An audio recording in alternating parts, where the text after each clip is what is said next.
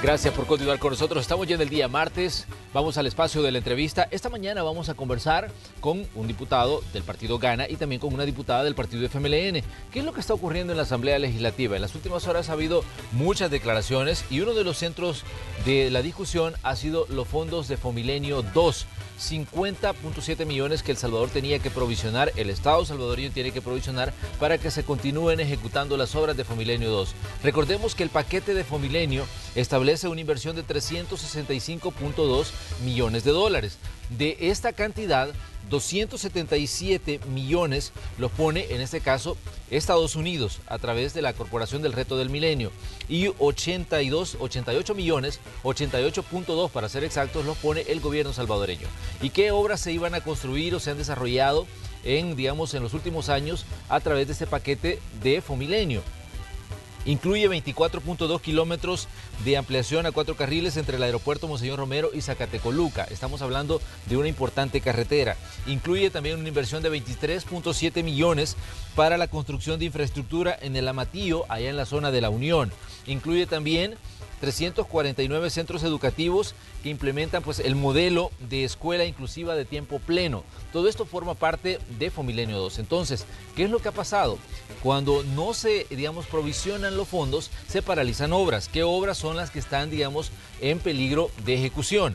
Ahí tenemos lo que les decíamos, los recintos del centro, de la Unión, en la frontera del Amatillo, también la zona de Anguiatú, en Santa Ana, el sistema de riego del Paisnal, San Salvador y el periférico Claudia Lars son los que están, en riesgo de que no se ejecuten si no se provisionan los fondos, si no se logra un acuerdo entre el Ejecutivo y el Legislativo. Pero pongamos otros elementos en contexto y luego saludamos a nuestros invitados de esta mañana. Tras la prórroga otorgada por Fomilenio 2 para el depósito de la contrapartida que permitirá finalizar los proyectos suspendidos, el presidente de la República, Nayib Bukele, brindó su valoración sobre el tema. Bukele pidió que la Asamblea vuelva a asignar 50 millones de dólares para esta contrapartida, pues asegura que los 50 millones reasignados por los diputados a finales de noviembre con una reforma al artículo 2 del decreto 640 ya no existen, pues fueron asignados e invertidos. Si la Asamblea accede a la petición, Bukele se comprometió a aprobar la asignación de los fondos con la condición de que vaya puro el decreto y aseguró que los 50 millones no los va a tocar el gobierno e irán directamente a la cuenta de Fomilenio. Otro tema que mantiene enfrentados al Ejecutivo y al Legislativo es el de la plenaria extraordinaria que se desarrollará esta tarde. Los diputados están a horas de desaforar al viceministro de Justicia y Seguridad Pública, Mauricio Arriaza Chicas. Sobre esto, el presidente Nayib Bukele arremetió contra los diputados por el proceso de antejuicio en contra de Arriaza Chicas para retirarle el fuero constitucional y así enfrentar un proceso penal por el delito de incumplimiento de deberes tras negarse a llevar de forma obligada a 2 ministros ante la comisión que investiga el uso de fondos durante la pandemia del COVID-19. Esta mañana, en la entrevista de Hechos AM, conversaremos sobre estos y otros temas con los diputados Cristina Cornejo, del FMLN, y Guillermo Gallegos, de Gana. Bienvenidos. Así es, la mañana de este 8 de diciembre saludamos a nuestros invitados. Cristina Cornejo, buenos días, bienvenida a Hechos AM. Manuel, muy buenos días, un gusto poderles saludar esta mañana y por supuesto trasladando información importante a los salvadoreños y las salvadoreñas. También saludamos a Guillermo Gallegos. Guillermo, un gusto recibirlo una vez más aquí en este espacio. Muchas gracias, Manuel. Buenos días, Cristina. Buenos días a todos los amigos televidentes y también es un gusto poder compartir esta mañana con ustedes. Guillermo, comenzamos con usted. ¿Qué es lo que está pasando con el tema Fomilenio? Porque por un lado escuchamos declaraciones de algunos diputados que dicen esos fondos ya se provisionaron, ya se provisionaron, y por el otro escuchamos, declaraciones del Ejecutivo que dice, sí, esos fondos se entregaron, pero definitivamente fueron reasignados. Esta es una discusión importante porque decíamos, hay obras que están en desarrollo y que corren el riesgo de quedarse, a medias, porque no se tiene la asignación de fondos que le corresponden al Estado salvadoreño. También ayer los ejecutivos de Fomilenio decían, estas obras, si se retrasan, podrían costar un extra de 20 millones de dólares. Pero, ¿cómo debemos entender los ciudadanos esto que está ocurriendo, Guillermo? Bueno, yo quiero, en primer lugar, manifestar que estos fondos ya están dictaminados, no por el último dictamen que sacaron Arena y el FMLN. Ese dictamen prácticamente es un dictamen que no tiene ningún financiamiento, ya que los fondos originales de donde ellos aprueban fueron retirados el 16 de octubre por el ministro, por lo menos mandó la nota diciendo que ya no se iban a utilizar en lo que se proponía cuando fueron enviados. Claro. Estos fondos ahora están en un programa muy importante para la pequeña microempresa, que son los dineros que se están prestando en Bandesal. Ahora, está el dictamen que se aprobó hace aproximadamente 3 semanas, en la cual iban entre otras cosas, iban los 50 millones para Fomilenio. Pero ahí el FMLN no firmó, no votó, manifestaron su inconformidad por el tema de patrulleros o de los desmovilizados. Pero por un arte de magia, como yo puedo decirlo, por las cosas que pasan en la Asamblea, este dictamen del Salón de los Constituyentes, que está a un lado del Salón Azul, al momento de ser trasladado al Pleno, el dictamen ya no contaba con los votos porque Arena retiró su apoyo. No obstante, el dictamen ahí está firmado y es la prueba más fiel que tenemos de que en su momento ahí estaban y siguen estando los fondos para Fomilenio, como tú lo has dicho. Sí. Este dinero es importante, estos proyectos son importantes por las obras que se están realizando. El presidente ha manifestado el día de ayer, al igual que el ministro de Hacienda, que a pesar de que el préstamo contiene para más rubros, entre ellos 60 millones para proveedores, el porcentaje que les toca a los alcaldes, él sancionaría si parcialmente solo se aprueban los 50 millones para Fomilenio. Es también importante mencionar que hemos tenido una buena noticia, que han extendido el plazo, la Corporación del Milenio, hasta el 7 de febrero. Es decir, tenemos oportunidad. Hasta el 7 de enero. De febrero, perdón. De enero, sí. Tenemos la oportunidad de poder lograrlo. Yo creo que aquí lo que hay que tener en cuenta es lo que significa esto para el país, que son obras, que son beneficios, que son desarrollos para todos los habitantes, bueno, no para todos los habitantes, sino que para todo el país. Entonces yo creería pues que tanto Arena como el FMLN deben de flexibilizar posturas, debemos de dejar de ver las cosas con un lado político, el dinero, y este quizás va a ser la principal argumento de la oposición. El dinero ya fue aprobado, pues no, es que no, si fuera así el presidente hubiera sancionado el decreto que aprobaron. Pero ese dinero no existía, se les advirtió, se les dijo. Ahora, el dinero, como he dicho, pues está en Bandesal. Muy bien. Cristina, pues queremos escucharla también a ustedes respecto a este tema que obviamente pues genera mucho interés porque se dice se está enviando un mal mensaje, en este caso hacia afuera, porque El Salvador no está cumpliendo con un compromiso que adquirió cuando se dieron estos fondos de cooperación digamos, de la Corporación Reto del Milenio para obras de infraestructura, y hacíamos un recuento de estas obras, y ahora también hablamos de las que están paralizadas debido a que el Estado salvadoreño no ha cumplido con el provisionamiento de esos fondos. Pero ¿qué dicen ustedes como FMLN, Cristina? Claro que sí, Manuel, con mucho gusto. Bueno, yo quiero recordar que el tema de lo de Fomilenio, los fondos de Fomilenio fueron aprobados, negociados en el 2014, si no me equivoco. Y obviamente, como tú muy bien lo dijiste, la totalidad del proyecto son 362.5 millones y obviamente la contrapartida que le correspondía a El Salvador o que le corresponde a El Salvador son de 88 millones. Claro. Según el convenio, al momento de ejecutar o de terminar de ejecutar, el gobierno tiene que dar la contrapartida. Y esto significa que le corresponde en el 2020, por lo tanto, dar el tema de la contrapartida de los 88 millones. Aún sabiendo que este es un convenio que tiene ya varios años en etapa de ejecución y aún sabiendo que teníamos que cumplir con uno de los compromisos para poder honrar el tema de los fondos del milenio y obviamente también que es una cooperación que no es reciente, sino que también agradecemos la ayuda que se le da a nuestro país, el gobierno en aquel momento para la ejecución del presupuesto 2020, aún sabiendo que tenía que colocar el tema de los 88 millones de dólares para poder cumplir con este compromiso internacional y no quedar de irresponsable y no tener un tema de otra calificación negativa, solo provisionó en el presupuesto de este año 15 millones de dólares para la contrapartida, que significaban 88 millones de dólares.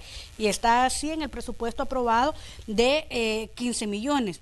Pero además, yo creo que es importante recordar que a finales de julio en la Asamblea Legislativa se recibió correspondencia, fíjense ustedes, por parte del director de Fomilenio 3. Como en el gobierno no escuchó eco, entonces viene el director de Fomilenio y nos manda esta nota a la Asamblea Legislativa, que obviamente está firmada y sellada por él, y yo solo les voy a leer una parte pequeña que dice la nota, porque creo que es importante. Dice, teniendo en cuenta además que estos 60 millones de distribución acordada por el Comité de Emergencia, Reconstrucción y Recuperación, 95 millones que se destinarían para el reforzamiento del presupuesto de Hacienda con propósito de reintegrar, fueron afectadas temporalmente. Y dentro de la parte final dice, sobre esto último hacemos de su conocimiento que justo antes del inicio de la pandemia del COVID-19 estábamos trabajando con el Ministerio de Hacienda para que complementara en el presupuesto general correspondiente al 2020 los 70 millones de dólares que no se incorporaron en el presupuesto ordinario correspondiente a los fondos de contrapartida que se comprometió El Salvador. Nota enviada por Fomilenio a la Asamblea Legislativa solicitando nuestra intermediación o nuestra ayuda porque el gobierno no cumplió con el compromiso de agendarlo en el presupuesto. Es por eso que la Asamblea Legislativa hizo un primer salvataje, ustedes se recordarán, el 31 de julio de este año, que fue efectivo a partir de agosto, donde se incorporaron los primeros 55 millones. Ahora bien, si nosotros hacemos cuenta, 55, 88 más 15, realmente lo que hacían falta solo eran 15 millones, Manuel. Pero ¿qué pasó y por qué ahora hacen falta 50 millones y no 15? Es porque tuvimos que pagar una multa, una sanción, porque el gobierno se tardó en la ejecución de las obras de 30 millones más, aparte de los 20 millones más que estamos hablando si nos volvemos a tardar. Porque la prórroga que ha dado Fomilenio es para el desembolso del dinero únicamente, no es para el tema de la ejecución o ampliación de plazo. Y es entonces como la Asamblea Legislativa decide dar el segundo salvataje, que por cierto lo votamos todos los partidos políticos, solo Gana no lo votó, no solo Arena FMLN, es decir, hubo un acuerdo del resto de la Asamblea Legislativa en donde decide incorporarse los otros 50 millones de dólares para poder asumir una irresponsabilidad de no proveer los fondos por parte del gobierno en el momento indicado, que era la aprobación del presupuesto en el año pasado para la ejecución 2020, pero luego, aún sabiendo que desde enero la gente de Fomilenio le estaba exigiendo, tampoco quiso dar respuesta y tuvieron que llegar a la Asamblea y sí tuvieron eco. Yo creo que este es un tema, Manuel, no de quién tiene la culpa, pero me parece irresponsable. Yo escuché la la conferencia de anoche del señor presidente y aparte que tampoco entendía, hablando del tema de las cifras de los dineros, hay un tema importante.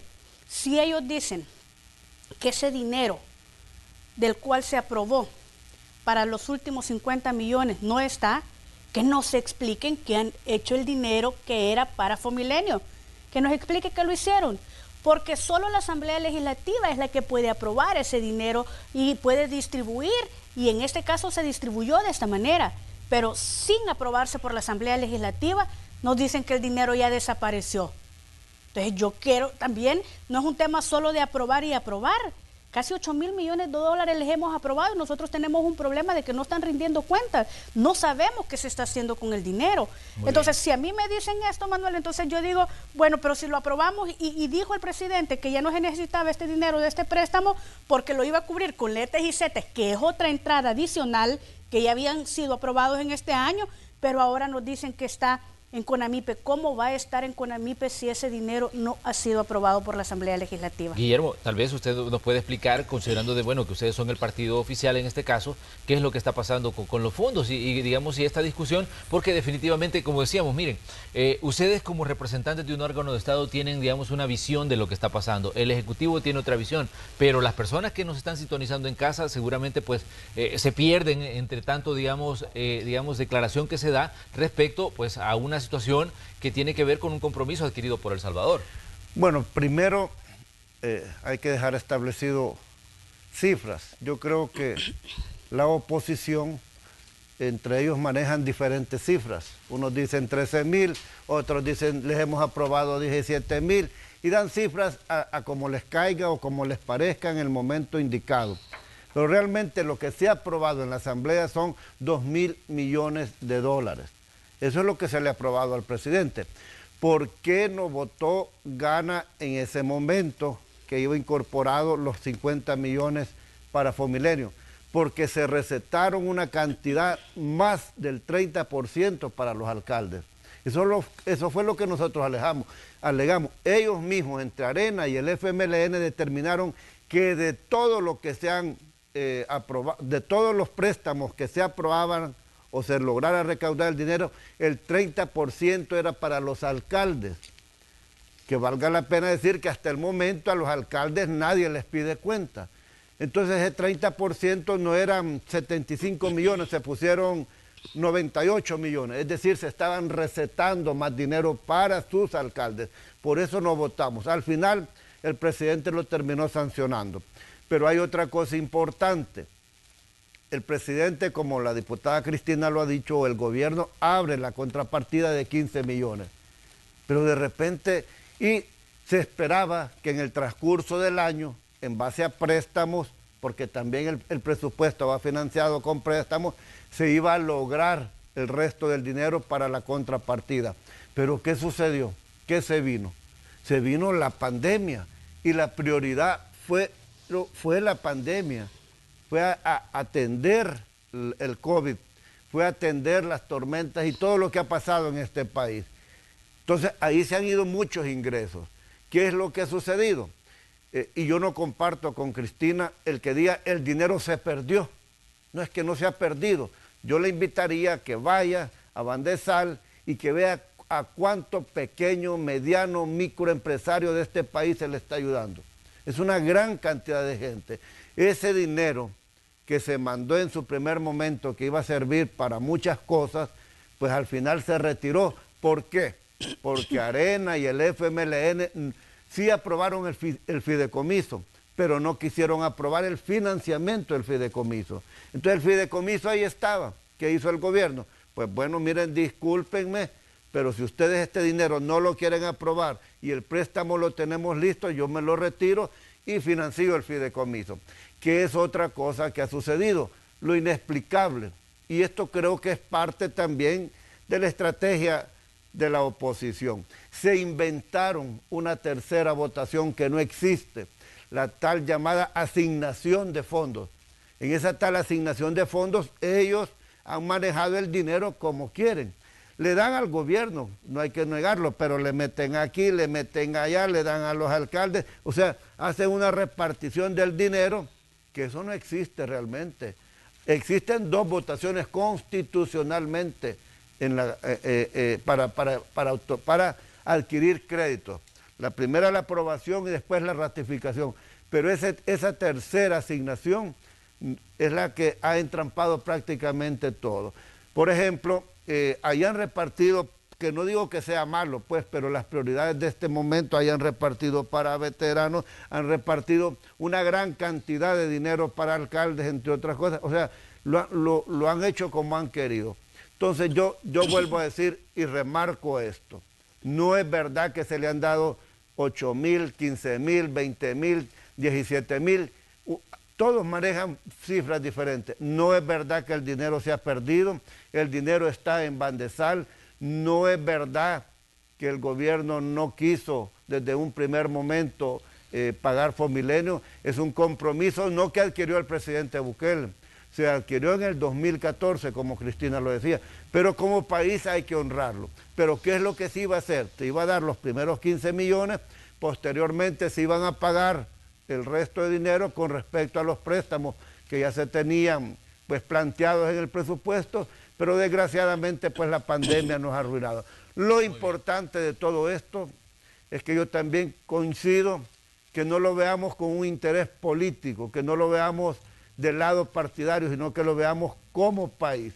La verdad es que si el 7 de enero no hemos hecho el desembolso, pues vamos a correr un gran riesgo de poder, primero, que las obras no se puedan concluir. Segundo, nos vamos a exponer a una gran cantidad de demandas por parte de los contratistas. Lo ideal sería que tenemos la alternativa, que la podamos tomar y que de esos 254 millones que hay en préstamos, que ya está firmado por Arena, firmado por Gana y firmado por el PCN, pudiéramos aprobar los 50 millones para Fomilenio. Pero la pregunta acá es para Cristina, entonces, ¿cuál va a ser la posición que van a asumir ustedes, considerando que hay una fecha fatal, el 7 de enero, que es lo que decía la Corporación Reto del Milenio, que decían ellos que no es una prórroga, decía, es una ampliación de la fecha de vencimiento, por lo menos así lo manejaban ayer en la comunicación que ellos daban a conocer a los medios de comunicación, y hablaban también de las sanciones que pueden venir y de lo que implicaría, por ejemplo, el retraso de las obras, que decían puede incrementar su costo en 20 millones, pero la interrogante acá es, ya sabemos, ya escuchamos argumentos tanto de Guillermo como suyos, Cristina, la pregunta es ¿cuál es la solución que se va a dar a este problema? Sí, ya incrementó, ya puede incrementar 20 millones más adicionalmente a los 30 que ya incrementó por el retraso de la ejecución. Claro. Pero Manuel, el presidente tiene la solución en sus manos. Presidente, sanciona el decreto donde los fondos están incorporados, lo que se aprobó hace un par de semanas en la Asamblea Legislativa, y ahí saldrá el dinero inmediatamente, porque no es cierto que ustedes me digan que ese dinero no está si la Asamblea Legislativa no hace una aprobación. Y yo con el tema de los dineros, Manuel, me quiero permitir, precisamente por lo que se ha dicho, aclarar un tema de lo siguiente en relación al tema de la cifra. Yo tengo aquí el cuadro de ejecución de desembolso de los presupuestos que hasta ahorita, los préstamos que hasta ahorita ha tenido el presidente en el marco de la pandemia de los 3.000 millones de dólares, y efectivamente hay desembolsado ya 2.304 millones de dólares de los 3.000 millones.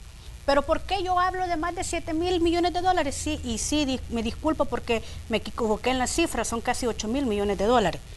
De estos 2.300, el gobierno recibió hasta en agosto, por fuente del Ministerio de Hacienda, de ingresos corrientes de los contribuyentes, 3.228 millones de dólares, más los 2.300 que les acabo de decir, pero además el gobierno recibió hasta agosto de este año en CETES 1.128 y en LETES 1.525 millones. Por esto es que se despidió al expresidente del BCR, porque él certificó que estos 1.525 más los 1.128 sí habían ingresado en dinero líquido y constante.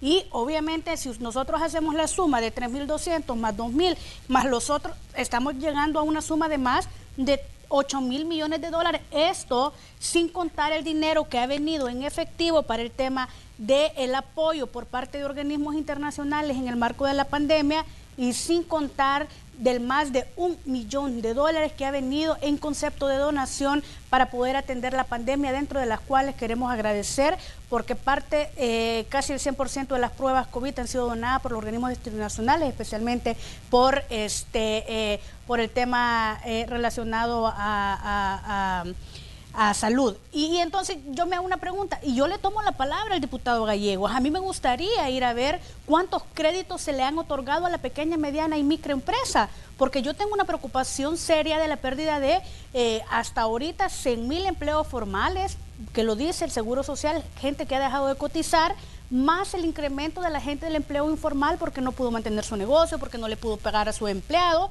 Pero los requisitos que el gobierno puso, que por cierto, ojo, el gobierno dijo que lo iba a pagar de LETES y CETES y que por eso retiraba la solicitud de distribución, porque el gobierno no puede retirar no puede retirar dinero de la Asamblea Legislativa. Aquí hay un juego que quieren hacer creer, pero lo que no nos dicen es dónde está el pisto. Entonces, ¿cuál es el tema de mi posición en relación a esto, Manuel? Claro, eso es el gobierno tiene la solución. El gobierno tiene la solución. Nosotros dimos el primer salvataje de 50 millones de dólares en, como muy bien lo expliqué Julio, que fue ya desembolsado en agosto por todo el proceso de formación de ley, más los 15 millones. Y hemos aprobado hace 2 semanas otros 50 millones de dólares, 55 más 50, 105 millones de dólares. ¿Y el presidente por qué no lo sanciona? Es que no puede decir, ¿y saben por qué no lo está sancionando? Porque él dice que ese pisto no está. Pero ¿y a dónde está ese pisto? Entonces, ¿cómo yo puedo seguir dando al gobierno si me dice que ha desaparecido este dinero? Que estamos hablando de más de 200 millones de dólares y que ya se desembolsó a otra institución. ¿Y cómo? Si la Asamblea Legislativa no lo ha autorizado. Por lo tanto, Manuel, ustedes deben de entender que no es un tema solo de decir, bueno, aprobemos otro aparte de lo que ya perdió el gobierno. Presidente, nosotros le hemos dado desde la Asamblea Legislativa 2 salvatajes, julio, que fue efectivo agosto, y lo que aprobamos en noviembre, ¿verdad? Hace un par de semanas.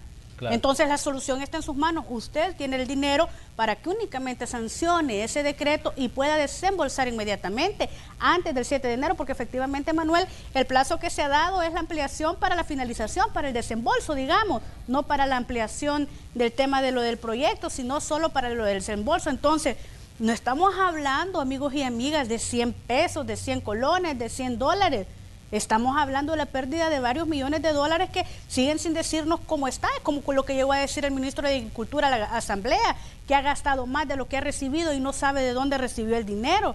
Esa es la realidad que creo que es importante tener un tema de fiscalización, porque no es simplemente de aprobar y ustedes tienen la culpa. El gobierno debe de asumir su responsabilidad, iniciando que ese dinero tuvo que haber estado presupuestado para el proyecto en ejecución 2020 y luego, si no, haber sido proveído o provisto, digamos, en la ejecución. Pero tiene que llegar la gente del Formilenio a la Asamblea y nos dicen, ayúdennos porque con el gobierno no encontramos ecos. Entonces yo sí creo que también es una responsabilidad de estar echando la culpa a uno y lo otro, y que el gobierno también tiene que asumir su responsabilidad por lo que estamos pasando y por lo que estamos a punto de perder como país. Muy bien, Guillermo, me gustaría cerrar, digamos, con su comentario el tema, porque definitivamente es algo que va a continuar dando de qué hablar, porque van a surgir más análisis, más posiciones, pero ¿cuál es la solución que ustedes le ven a esto, Guillermo? Porque definitivamente hay un compromiso y ahora ya hay una fecha fatal. La fecha era de ayer, justo 7 de diciembre, pero digamos, la gente de la Corporación Reto del Milenio, en algo que se considera sin precedentes, da un alargamiento de plazo y dice 7 de enero para que se logre provisionar los fondos. Bueno, Manuel, pero hay que precisar también algunas cosas. No se puede sumar el ingreso corriente del presupuesto al tema de créditos. Ahí ya Cristina hace una diferencia. Una cosa es una cosa.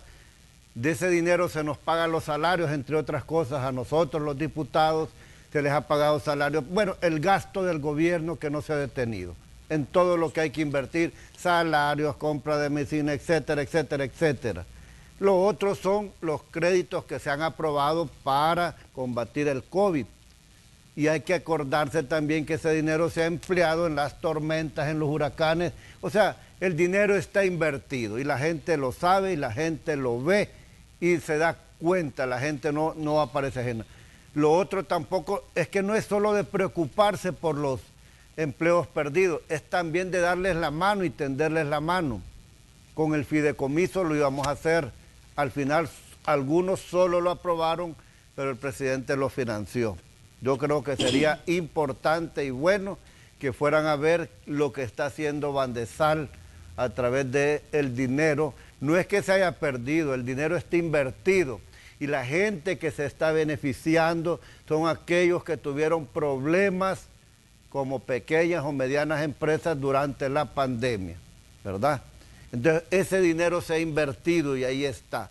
Ahora, el reto para mí no es del presidente. El presidente ya propuso que de los 250 millones que hay en el préstamo que Arena aprobó, Gana y PCN, separemos y aprobemos parcialmente los 50 millones para Formilenio y para que no nos comprometamos como país.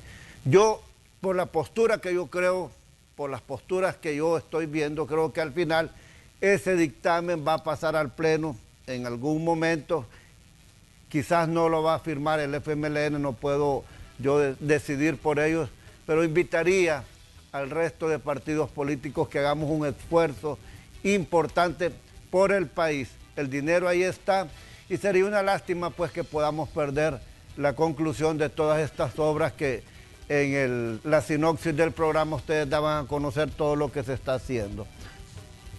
Exactamente, bueno, esto es un parte de la discusión que hay en este momento entre el Ejecutivo y el Legislativo y una discusión también que es propia de la Asamblea Legislativa con el tema de fondos, este tema de Fomilenio. Ya les decíamos ayer, incluso la gente de Fomilenio daba declaraciones y decía las obras que se podían quedar, digamos, a medias o que podía retrasarse su ejecución y que incluso podría incrementar su costo debido pues a este problema del provisionamiento de fondos. Pero sabemos que esta es una discusión que no está concluida porque bueno, ya escucharon ustedes las posiciones de nuestros invitados en esta mañana y que seguramente pues el tema va a continuar dando de sí. Vamos a ir a una pausa porque también hay otros temas que se podrían definir en las próximas horas y pues queremos conocer cuál es la evaluación, el punto de vista, en este caso de Cristina Cornejo y de Guillermo Gallegos. Vamos a la pausa, volvemos enseguida.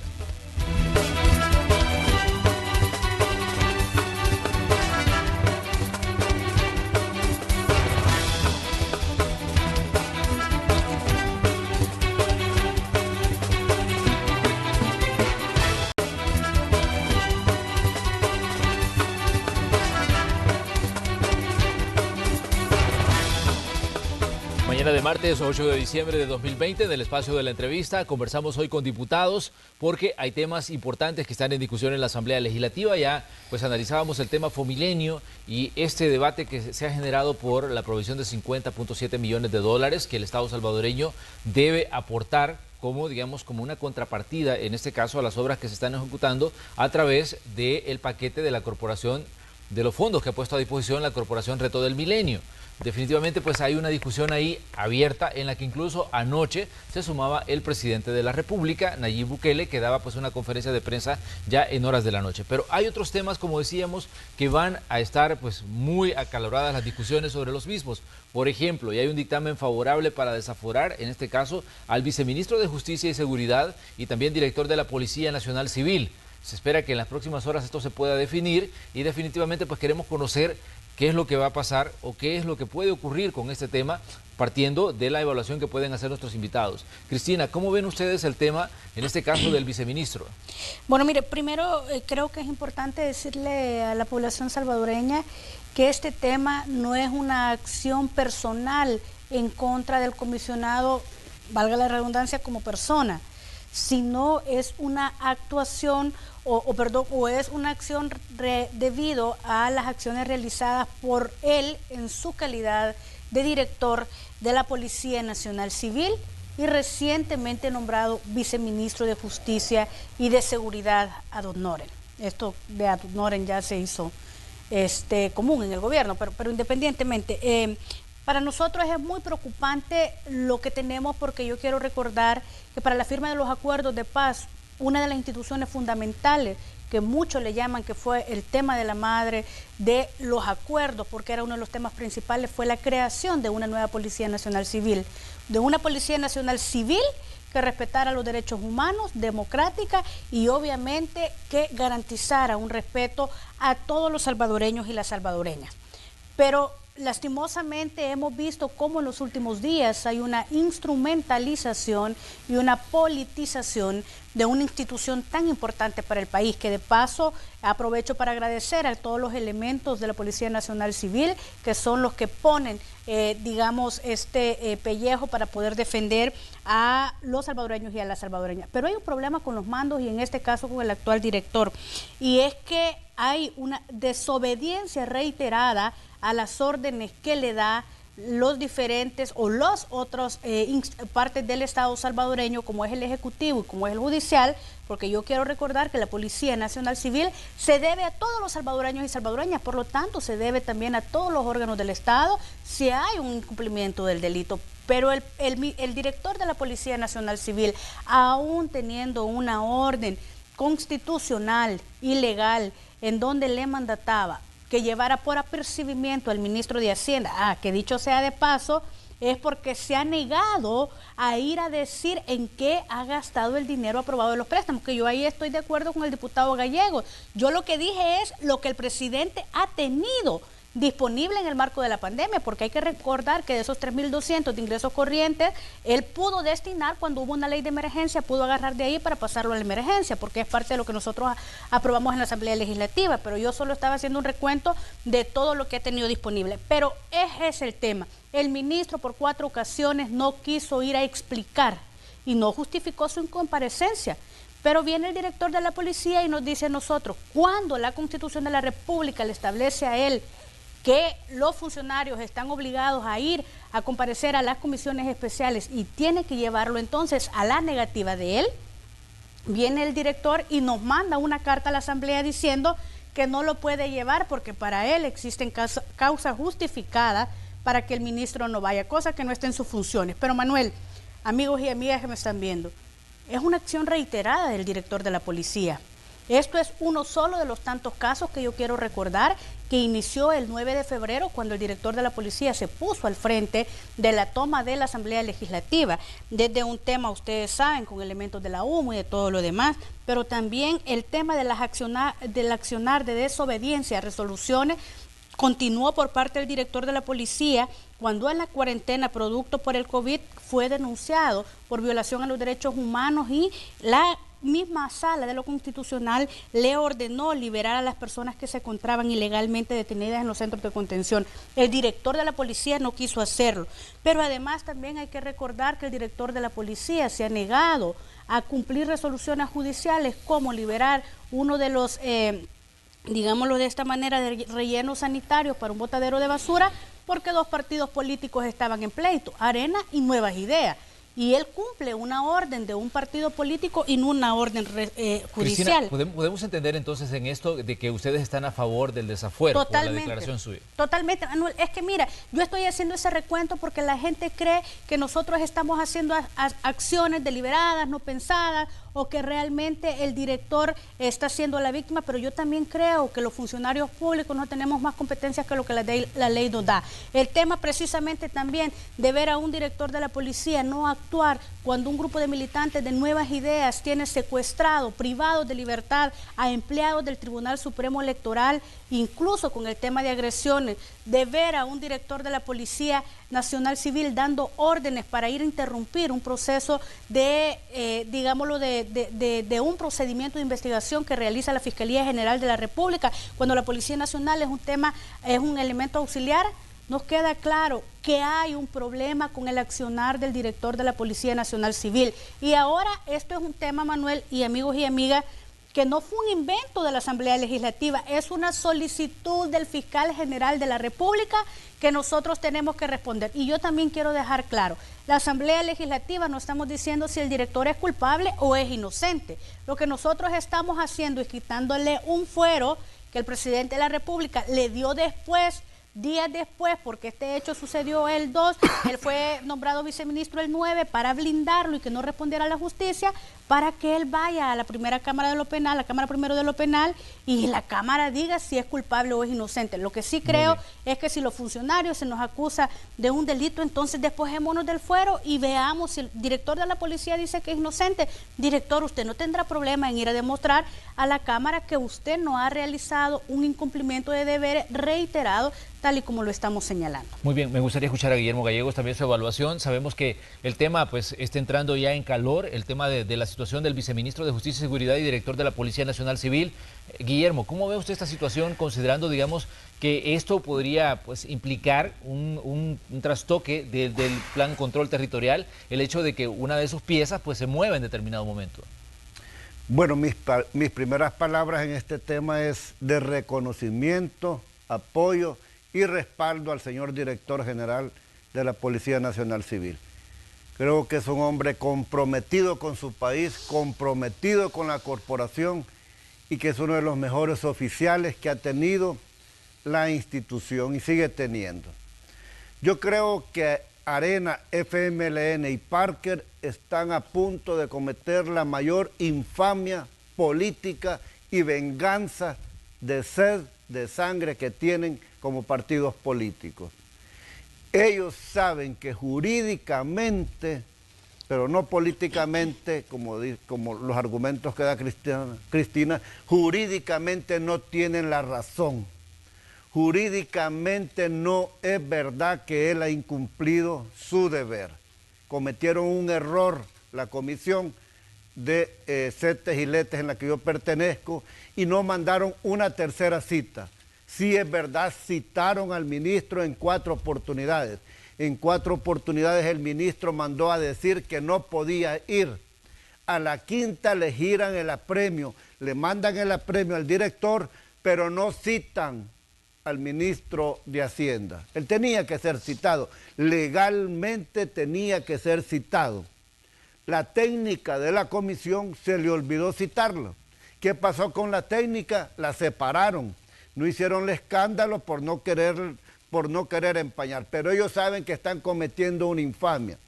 Y yo quiero decirle a Cristina, ella decía una cosa, la gente cree que nosotros por venganza, no, es que la gente está convencida que lo están haciendo por venganza política.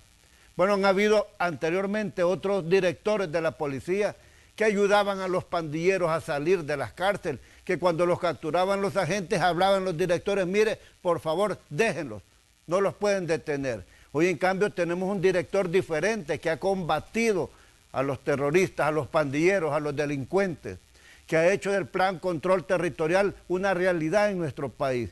Y a mí no me cabe ni la menor duda, es que yo no dudo que lo que tienen es sed de venganza contra el director, contra la institución, porque les estorba, porque les molesta, porque no la pueden manejar a su antojo. Y principalmente algunos diputados dentro de la Asamblea Legislativa, que se les nota el odio que le tienen al director, se les nota el rencor que le tienen al director. Y jurídicamente yo lo vuelvo a decir, es que no tienen razón, no tienen razón. Además, hay un vicio. La Fiscalía procesa el requerimiento con una ley derogada de policía.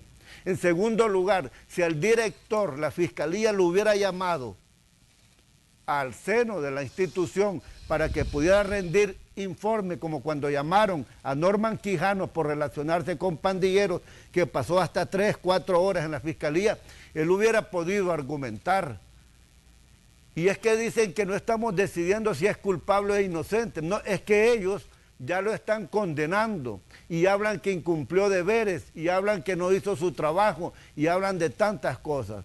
Entonces a mí realmente eso yo creo que la gente no se los cree. La gente sabe que lo están acusando políticamente, que les estorbe el director de policía como partidos políticos. Guillermo, y eso no es correcto, porque están realmente cometiendo, como dije, la mayor infamia política que está haciendo Arena, FMLN y Rodolfo Parker. Guillermo, el hecho de que se apruebe, digamos, el desafuero del director implicaría suspenderlo de sus funciones, porque estaba leyendo ayer que esto viene acompañado justamente de una suspensión de funciones si hay un dictamen para proceder al desafuero en la Asamblea Legislativa. No procede, porque lo que se está ventilando en este momento es su fuero constitucional como viceministro de Justicia.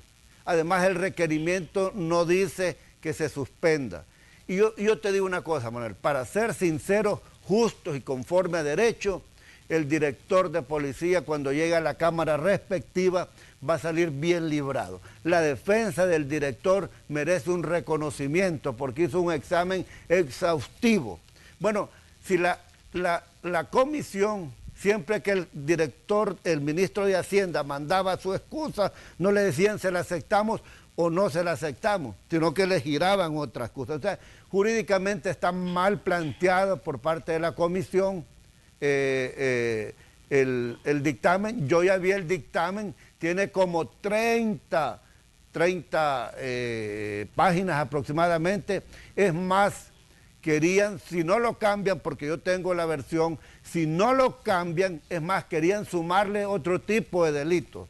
O sea, y no lo digo por Cristina, porque ella no está en la comisión, ella es la fiscal, pero los otros miembros que están ahí querían incluso hasta sumarle más delitos. O sea, es penoso realmente hasta dónde llegan las posturas radicales, y como vuelvo a decir, esta es una clara afrenta a la gestión del director. Ellos creen que golpeando ministros, directores de policía van a llegar hasta el presidente Bukele. Del presidente se olvidaron porque entre más lo golpean, más fuerte se hace el presidente. Y eso te lo puedo decir yo muy claramente porque donde ando la gente dice, estamos con el presidente Bukele, respaldamos al presidente Bukele. Entonces a mí me parece que al final Dios y la justicia le van a dar la razón y van a sacar en alto al director Arriaza Chica. Se acordarán de estas palabras mías. Muy bien, Cristina. Pues me gustaría escuchar sus argumentos ante lo que dice Guillermo. Como no tenemos mucho tiempo, no me voy a referir al tema de lo jurídico y les invito a que sigan la sesión plenaria ahora a las 2 de la tarde, en donde se desarrollará y ahí podemos exponer precisamente más a detalle estos elementos que se han abordado. Pero en relación, entonces, si el director no va a ser separado de su cargo, ¿por qué estamos haciendo una afrenta en contra del plan territorial? No hay lógica, hay una contradicción. Es que, discúlpenme, está en juego nuestra democracia, la institucionalidad del país, el Estado de Derecho, y ese juego lo tiene en las manos un funcionario que tiene una responsabilidad de garantizar la justicia y la seguridad en este país. No se puede seguir permitiendo una violación constante a las leyes y a la Constitución por una persona que es el primero en que debe de cumplirlas. Segundo, la Constitución de la República claramente establece, y así lo dice el dictamen, y así lo solicita el requerimiento fiscal dado por la Fiscalía General de la República, que el titular será despojado del cargo que le da fuero. ¿Cuál es el cargo que le da fuero? Viceministro de Justicia y Seguridad. ¿Cuándo lo nombraron viceministro? El 7-9 de octubre, después que habían sucedido los hechos. Por cierto, Manuel, amigos y amigas, que es un nombramiento ilegal, porque el artículo 7 de la Ley Orgánica de la Policía Nacional Civil claramente establece que el director de la Policía Nacional Civil, por la importancia del cargo, no puede tener otro cargo de nombramiento público y lo único que se le permite es el tema de la docencia. Aún sabiendo así el presidente de la República que los cargos eran incompatibles, que la ley no se lo permitía y que estaba violando una vez más la ley, es nombrado viceministro de Justicia y Seguridad. No es un tema de estar atacando al plan territorial, de control territorial, como ellos lo dicen primero.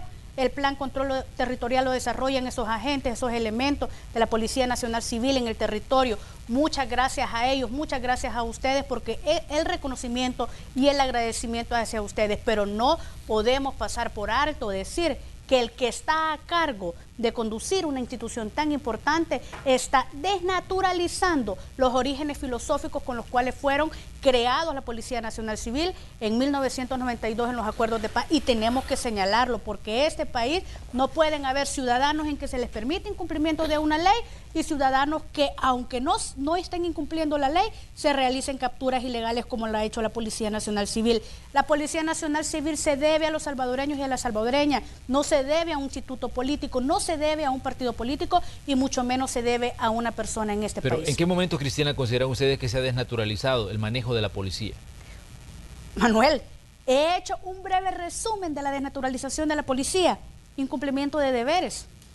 El tema de capturas ilegales realizadas por parte de la Policía Nacional Civil por orden del director de la policía, desobedecer las órdenes judiciales que le emanan al director, y he hecho una breve exposición de las cosas que yo he señalado, como el tema de las capturas que fueron dentro del tema de las cuarentenas, que por cierto muchas de las personas que se llevaron ahí salieron contagiadas y fallecidas, que la sala ordenó la liberación y el director no quiso. Por cierto, el tema de no responder, un tema de una resolución judicial que dio el juzgado de Apopa, que por cierto hay un jefe de la policía que está siendo perseguido por un posible delito, porque como a ellos no les dan fuero, a ellos no los protegen, a ellos no los blindan, por lo tanto ellos sí tienen que responder por el tema de las ilegalidades. Responder a un partido político, a una persona, es desnaturalizar a la Policía Nacional Civil. La Policía Nacional Civil se debe a todos los salvadoreños y salvadoreñas, independientemente nuestra posición política y nuestra pertenencia a partidos políticos. Esa es una desnaturalización.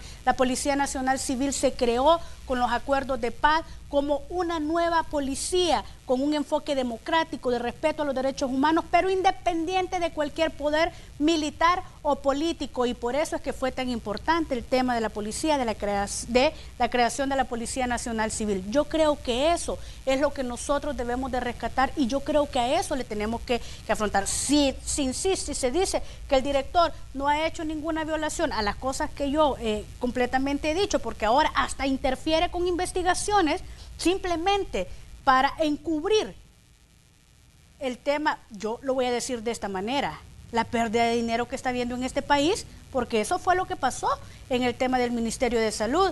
¿Qué explicación, qué más puedo yo decir? Que veo una desnaturalización de la Policía Nacional Civil, no de sus elementos, no de sus miembros, sino de quien está al frente de esa institución tan importante para la democracia, para la institucionalidad, para el Estado de Derecho, que por cierto, el tema de los organismos internacionales y los senadores, congresistas de Estados Unidos y del mundo están muy preocupados por el debilitamiento democrático en El Salvador. Muy bien, Guillermo, me gustaría que habláramos respecto a lo que decía Cristina, el argumento que ella daba, la desnaturalización de la Policía Nacional Civil y también la instrumentalización que se está haciendo como cuerpo de seguridad, por lo menos desde la visión de ella. Bueno, yo creo que antes de preocuparse por los organismos internacionales, deberían de preocuparse por lo que están pensando los salvadoreños que viven aquí y que viven afuera. Por eso debería de preocuparse el FMLN y Arena. Cada día los aborrecen y los rechazan más y con esto que van a hacer el día de ahora se van a terminar de poner quizás la soga al cuello porque están atacando, están queriendo atacar quizás a uno de los funcionarios más queridos como el ministro de Defensa, entre otros. Pero yo voy a decir una cosa, es que no podemos hablar de desnaturalizar a la policía. Este oficial con el que ustedes van a cometer la infamia más grande del mundo es fundador de la policía. Fue graduado con el primer lugar, que ustedes ven la placa del comisionado Arriaza Chicas, dice 0001, es decir, fue el mejor de la primera promoción de sus comisionados. Pero a mí no me pueden decir que está desnaturalizada la policía. Si en el tiempo del FMLN, y quiero abrir un paréntesis, yo soy pro militar y estoy de acuerdo con los militares, mi padre fue militar, pero volándose la Constitución pusieron militares al frente de la policía. Qué bueno, pero eso no está permitido en la Constitución. Dentro del mandato de los gobiernos del FMLN tuvieron 3 comisionados, por cierto, pero fueron 3 militantes del FMLN. 3, pero no está malo, son policías. Lo malo es que desnaturalizaron la institución cuando pusieron al mando de algunos oficiales para que les ayudaran a los pandilleros.